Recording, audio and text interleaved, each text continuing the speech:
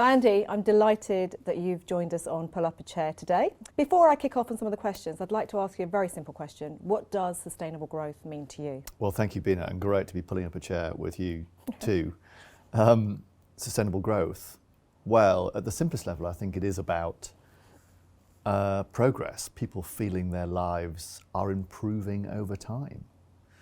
That becoming a norm, a social norm, that over time you can expect to be a bit better off, to live a bit better life than your parents and grandparents. I think in more technical terms, it is of course growth that lasts. We've seen dashes for growth in the past that peter out quickly. That is unsustainable growth. So it's growth that lasts. It's growth that is inclusive.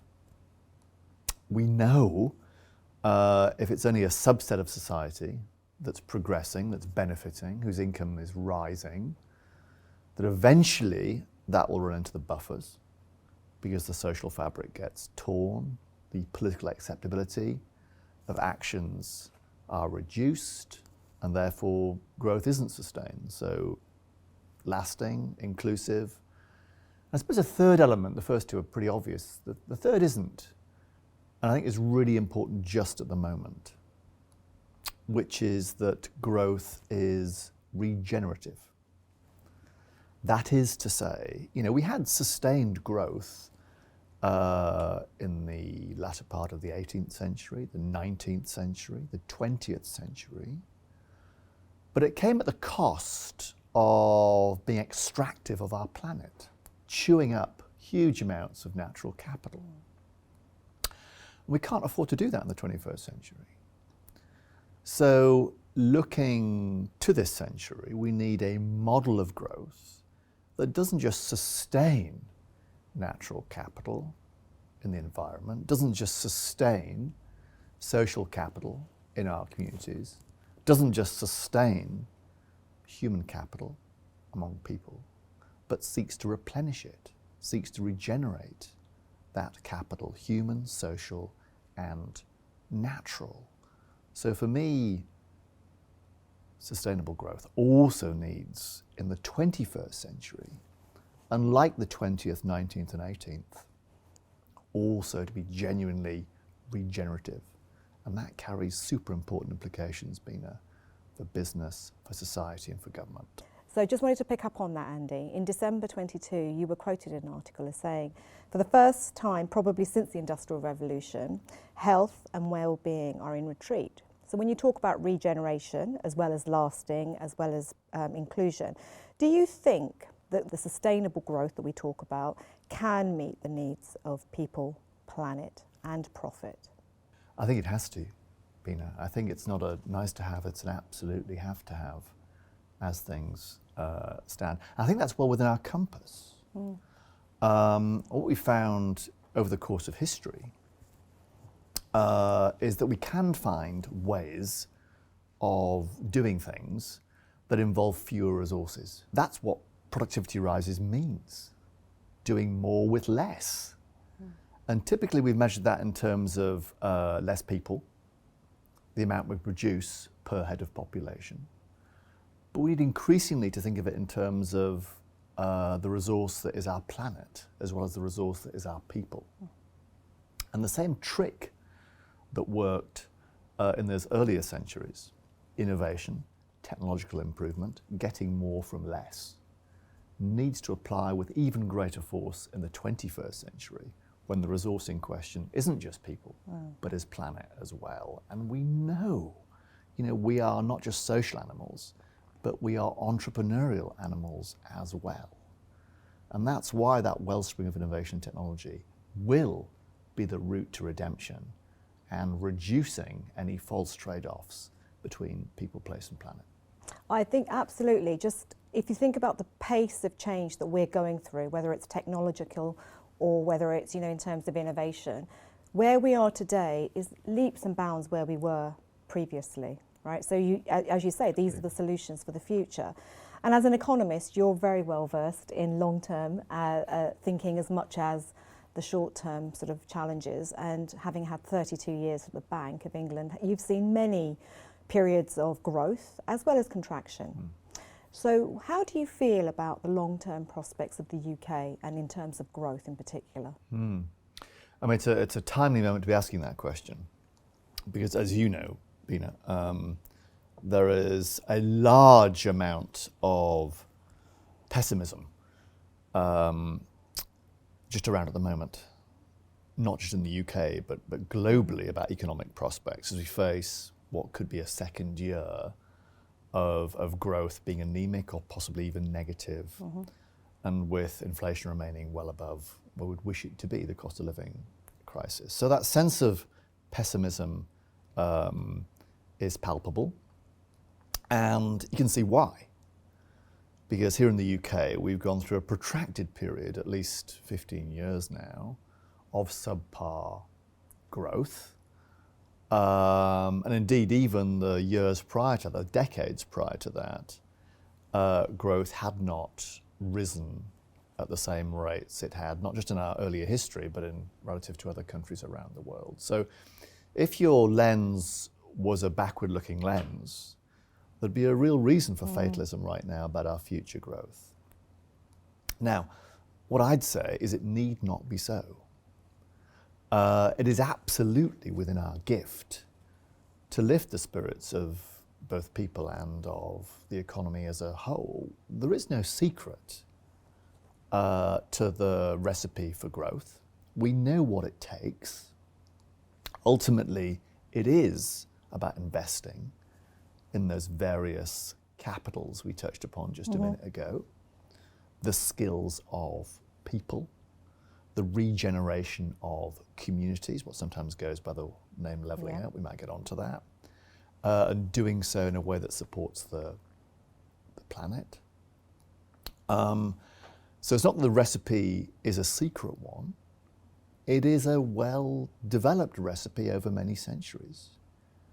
We just need to put together the raw ingredients and make it happen. And if we do that, there'll be no reason why we should be fatalistic about the UK's future. There's all sorts, when you travel around the UK, when I travel around the UK, there are loads of fantastic businesses, loads of fantastic universities, loads of fantastic communities.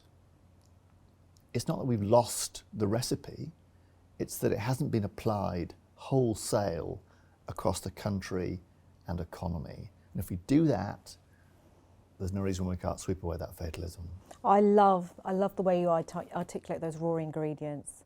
The investing in capital, the skills, the regeneration of communities that really will support growth and support the planet.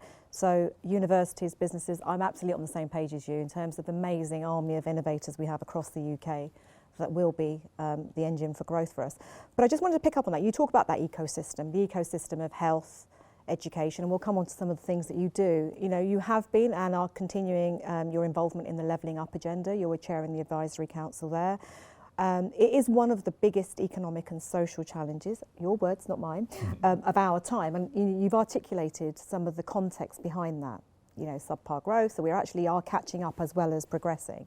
Could you sort of elaborate on some of the biggest challenges and priorities maybe that you see for us over the next few years around levelling up? Yeah, so it is one of the signature challenges in the UK. But the flip of that, Bina, is it's also one of the signature opportunities for the UK, because we know there is huge amounts of latent economic energy in communities across the UK. That's why we've seen widening spatial disparities between places doing well and places doing less well. And the trick here is to unlock the potential in places doing less well. This isn't a question, levelling up, of just shifting resources from those doing well, those places doing well, to those places doing less well. It's not a redistributional question. It's not a pure social justice question. It's actually a question of economic efficiency, improved potential, growing the pie, if you like. And that's, for me, why this is so important societally. The route to growth, one route to growth, is to unlock the potential in people and in places where currently it is too constrained. That's the objective. And it meets both the social justice objective and a growth and economic efficiency objective. How are we to do that? What should be our priorities in making good on that? Well, I had a hand in the Levelling Up white paper that the government put out last year. It was quite a lengthy document. I assume all of your listeners have read it. But in case not, I can summarise the 350 pages in a single sentence for them. What it sought to define, Bina, was a new model of government and a new model of governance. So let me unpack that a little bit. So the new model of government was to say, look, Whitehall has not solved this problem historically of levelling up the country, of shrinking regional disparities. Why is that? Well, one of the reasons that hasn't happened is simply because Whitehall hasn't focused sufficiently on it. It hasn't had the spatial awareness of how its monies are being spent. So if we are to make a success of this levelling up thing, we need the Whitehall machine to be focused fairly and squarely in its actions, in its decisions on doing this well. Mm-hmm. So rather than all the money for R&D going to the Golden Triangle, it needs to be spread elsewhere around the country. Instead of all the housing investment going in the southeast, it needs to go elsewhere.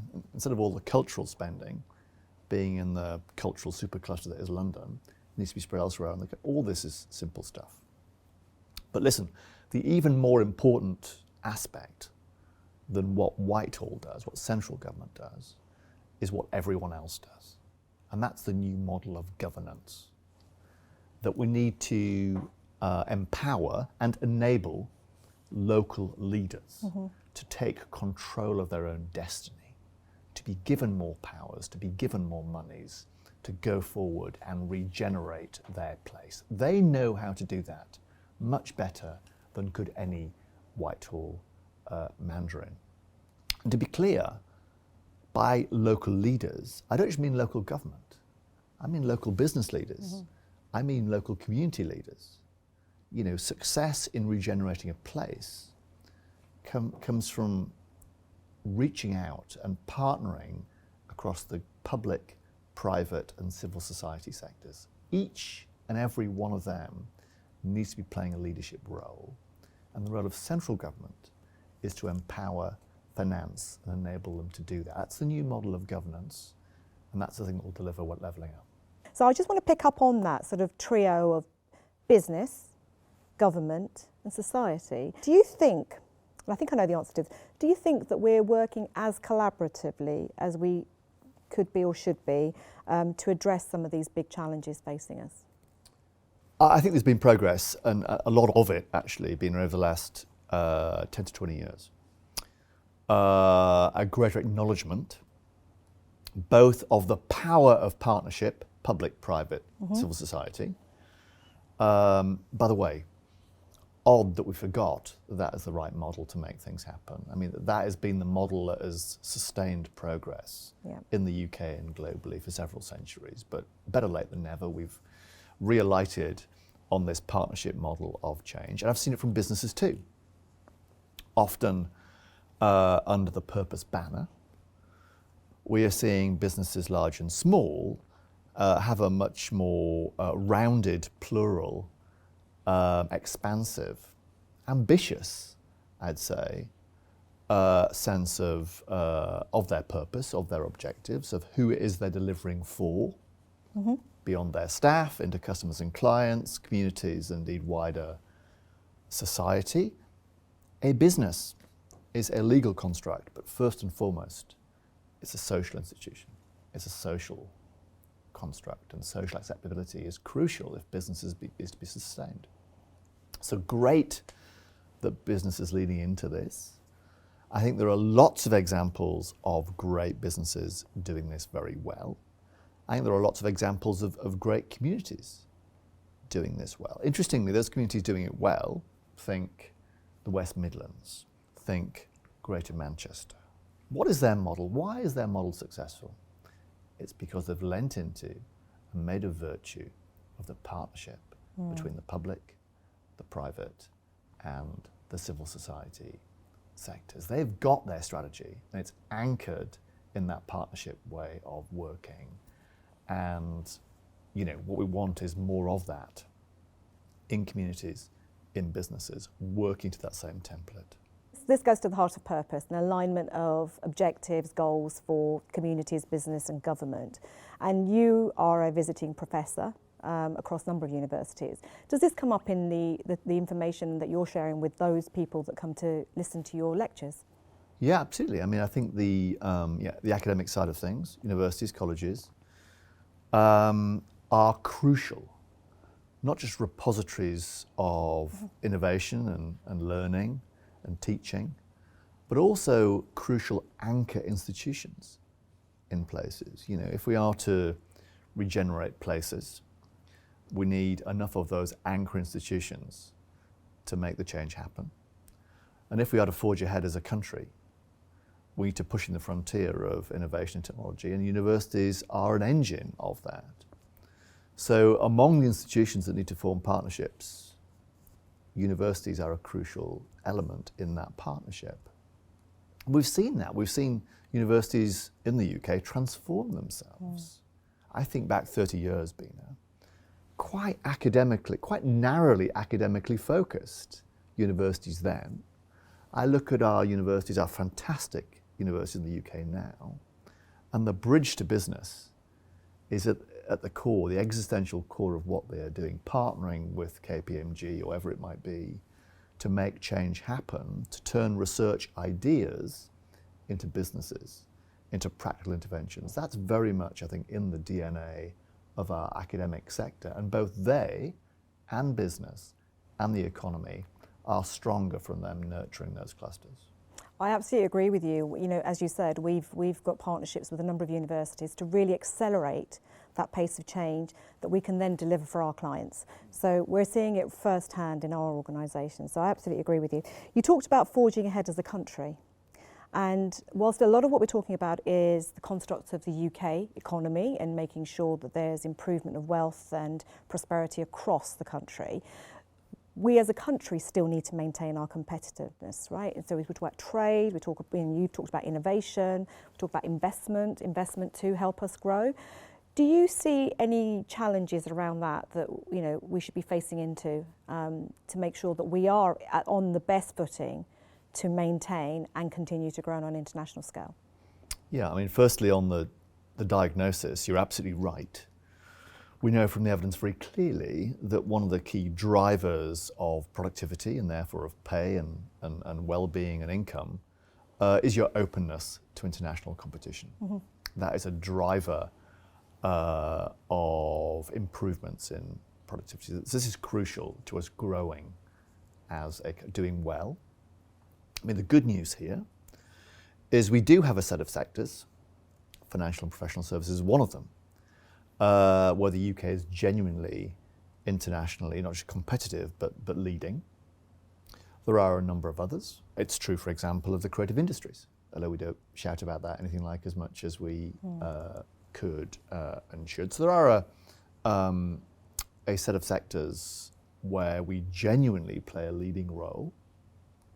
I'd love us to be doing even more to nurture those sectors, to nurture their footprint, not just domestically, but internationally. You might call this an industrial strategy. Most of the countries around the world do have an industrial strategy. So did we, actually. Theresa May rekindled this in 2017. In fact, I chaired the council that oversaw that industrial strategy up until the point where it was abolished a couple of years later.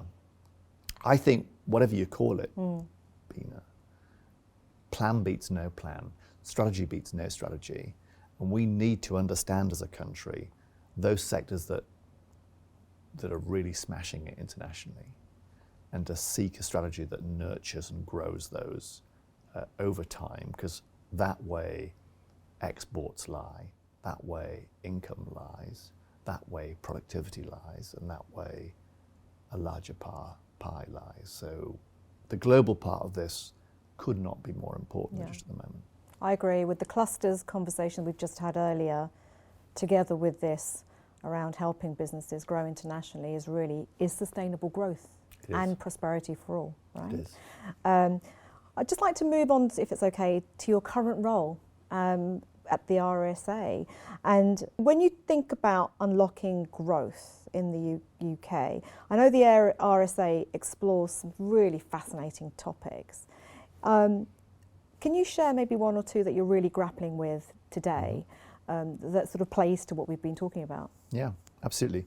Well, RSA, Royal Society of Arts, allowed to give its full title, Royal Society for the Encouragement of Arts, Manufactures and Commerce. Almost 270 years old, an Enlightenment institution.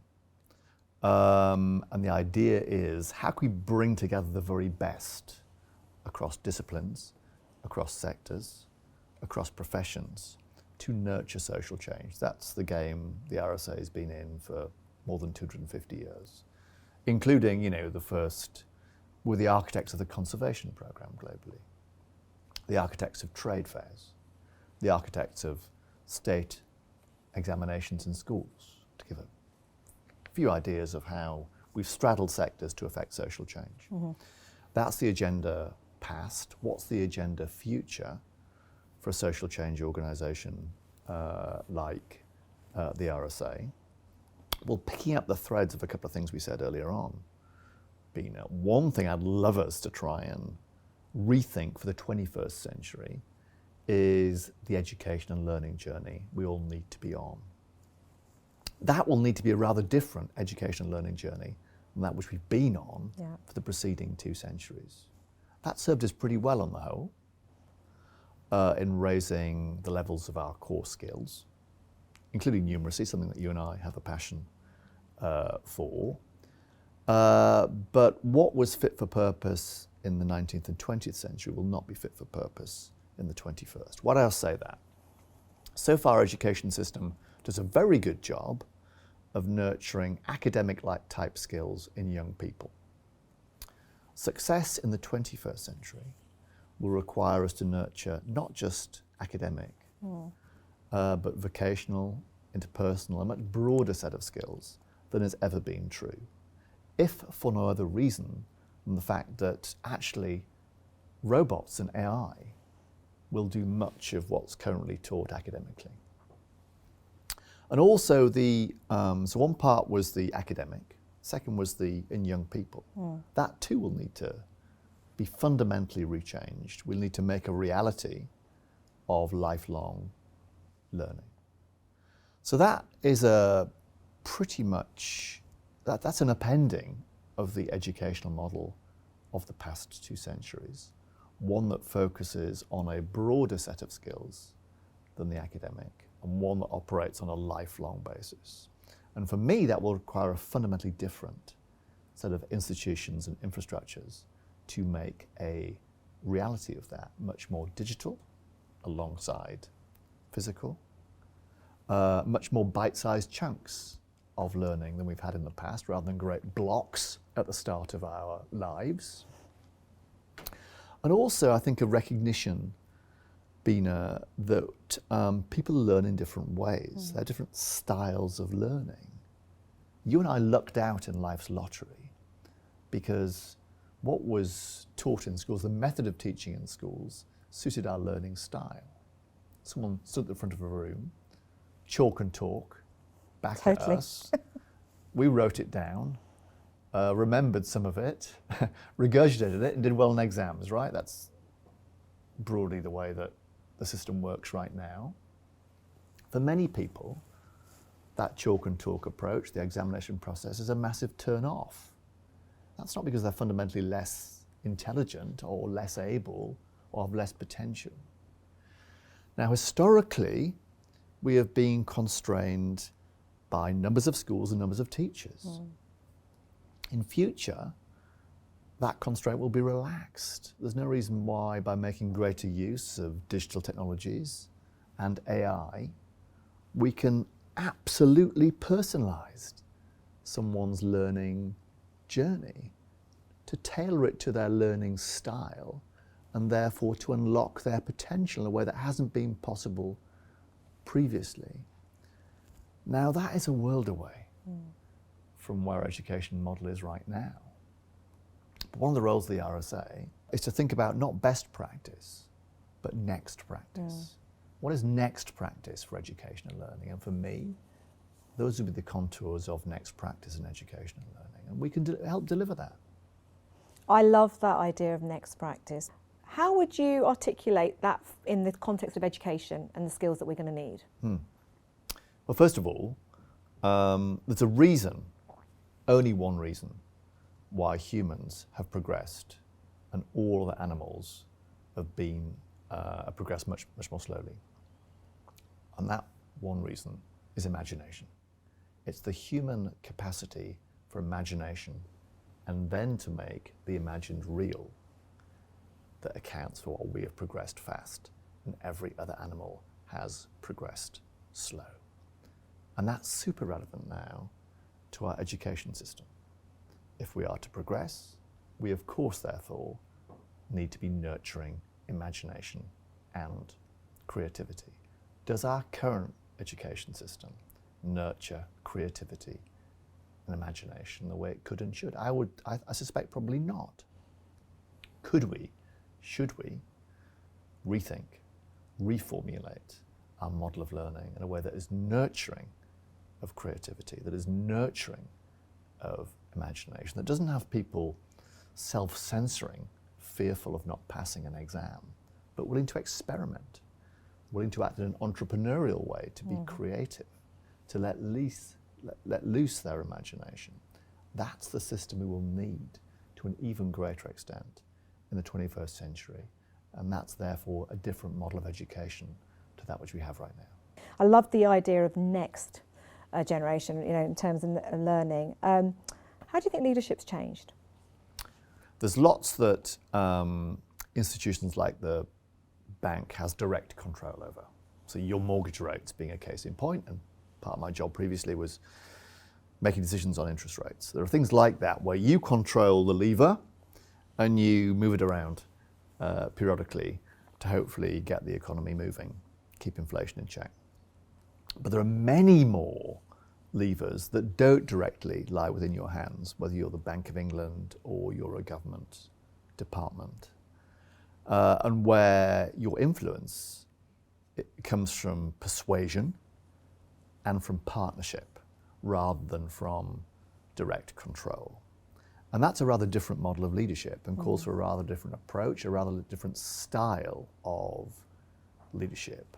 When I was at the bank, one of the things I did was to set up some citizens panels, partly to harvest information from a wider cohort and community than was the case previously, but also to try and exercise the listening muscle at the Bank of England. So we were good at talking, turning up, giving our speech, answering a few questions, and then clearing off back to London.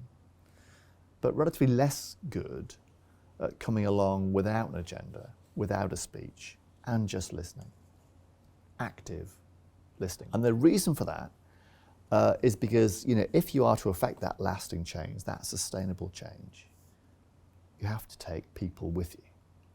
And they need to have some sense of being engaged with and indeed helping shape outcomes. And this is one way of doing this. It's a fundamentally different approach culturally to the command and control of Bank of England and government in the past. To recognise that change comes from acting in partnership across public, private and civil society sectors. And you are but one cog in that machine. For me, this is a different model of government and governance. Will require therefore a different style of leadership among people like me and those elsewhere in the public sector. And to be honest, my learning is that although this is a a bit of a cultural shift. It was certainly for the Bank of England. It took a bit of a heave-ho to get those citizens panels in place. But having done it, nothing could be more enriching, and nothing could be more empowering. If I had one learning over the last 15 years, the biggest by far, would be the following: that the best way, the most effective way, the most lasting and sustained way of affecting influence and change is to begin by giving away power. If you start by giving it away, by listening before you speak, there's every chance that that power will be passed back across the table at the end of the conversation. And that's a lesson I learned at the Bank of England. It's one I carry forward at the RSA, and I hope it's one that in the fullness of time will be reflected across business and elsewhere in government. I hope so too. I hope so. I love that concept, to give your power away first. I just want to move on to something that we're both very passionate about, numeracy. And I've been involved in numeracy for a couple of years now. You have put a lot of energy and effort behind the numeracy campaign. Why was it important to you? Well, at a sort of macro level, at a nation-state level, we are an enumerate nation. I mean, the bald facts, as you know, speak to that. Half of the working age population with maths no better than that of a primary school child. We ought to be doing better. We can do better because we know other countries are doing better than us. But the reason it really resonates with me is not just that. It's not just that it's holding us back as a nation. It's that it's holding back the lives of millions and millions of people. This isn't just about skills in some arid sense, doing well at work. Numeracy is getting in the way of people navigating their everyday lives. If you're facing up, as many millions of people are right now, to a searing cost of living crisis, wondering how you'll make ends meet, not having the tools of the trade to make sense of that, is a horrible additional barrier to be up against. And we must do a better job on that front, not just to improve people's livelihoods, but more fundamentally to improve their lives, to helping navigate the rapids of everyday life, making ends meet, making their money go better, making wise investment choices about saving today for payoff tomorrow. So that's really why it sort of stirs my soul in a way I know it does you as well. Thank you for that, Andy. Right, I'm going to ask you if you can look back, not that long ago clearly, Andy, to the younger Andy Haldane. What bit of advice would you be giving yourself? Yeah, that was a long time ago, Bina. Well, I suppose probably like many young people, and rightly actually, I was almost certainly slightly impatient and headstrong back then. So I'd probably tell myself to be a little bit more patient. I don't regret being a bit impatient, by the way, really. But, truth be told, the very best things take time to take root and to make happen, to convince enough people. I suppose the headstrong young me would have said, I've had a brilliant idea. Why can't I make it happen? It's the sense that you bring people with you, I think is really important. That will be a learning from the bitter experience of how long it takes sometimes to get things over the line. But the flip of that, actually, Bina, would be that you can get things over the line. That at some moments, you don't quite know ever when, the window of opportunity opens wide. And all that preparation, all that patient preparation you put in can then pay off big time. And at that point, you go for it. You really go for it. And those moments of opportunity of the window, the Overton window opening, tend often to be around crises. So in a way, I've been blessed through my career, odd sort of blessing, but it's been punctuated, pockmarked by crises. They are moments of great challenge, but also moments of great opportunity to rewrite the rule book, to rethink afresh, to have the debate orbit a different planet than it has previously. And that's where the patient preparation pays off. And I'd have told my young self that don't underestimate just how much you can change the world if you pick your moment right. If you do your patient preparation and then wait for the moment to make it stick. So global financial crisis, classic case in point.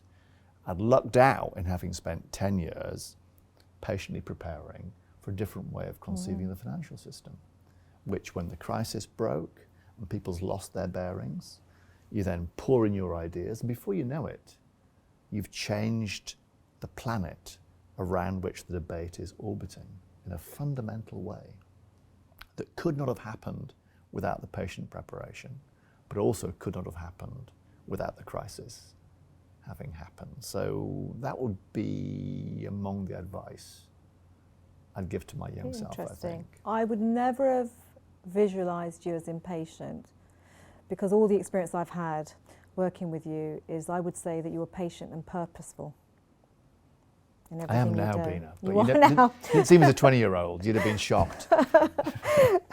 That's great. Right, one final question for you. We've talked a lot about sustainable growth in the economic, societal sense. How do you sustain yourself? Some of it's the obvious stuff, same thing that I know sustains you. So family's obviously important as a sort of antidote to the daily challenges. Not that family without challenges, but in my own case, watching rather too much rubbish telly is a way of sort of detoxifying the brain. Sport, these days much more watching than playing, regrettably. I'm going to say travel, but not in the sense of going off to foreign climes. Maybe COVID taught me a huge amount. I'm a huge introvert, right? But hadn't realised till COVID how much I really, really, really missed human interaction, not just for its own sake, but as a source of, as a wellspring of ideas and creativity and making things happen. So I'm loving just getting out and about. I don't mean, as I say, travelling the four corners of the planet. I actually mean getting on a train and going north, south, east or west, meeting different faces, hearing different perspectives, picking up ideas about this, that, the other. I've been going for about 10 years now to the seaside, the Kent seaside coast. Seaside's great, actually. That's a great antidote. That's a great sustaining factor. One of the many things I like, one is the calming influence of the sea, but also in the 10 years I've been going there, no one, having hundreds and hundreds of conversations, no one has ever asked me, Bina, what I do for a living. And I love that fact. That's just not relevant to them when they're having a conversation. And it's just that, the kind of humanizing effect of that, that serves as a kind of fantastic antidote to the day job, and a sort of source of sustaining me, I hope, replenishing me, I hope, regenerating me, I hope, yes. In a way that leaves me, I hope, a bit better equipped to tackle the next set of challenges, of which there are many right now. So talking about challenges, I'd just like to say thank you very much for joining me today, because what I leave with is an optimism around the opportunity for us. You said challenges, you've talked about some of the challenges, you've also given us all a bit of a glimpse into the opportunities, right? You've talked about lasting growth, you've talked about inclusive growth, that's inclusive not just within a business but in the communities we work. But the word I think we take away from this podcast is regeneration, and what it means in the literal sense of individual, business, governmental, societal. Thank you very much for joining me today. Well, Bina, it's been wonderful as ever to join you and to have this, what I hope is an ongoing conversation about regeneration and indeed the power of imagination as a source of that regeneration, which we crucially need right now.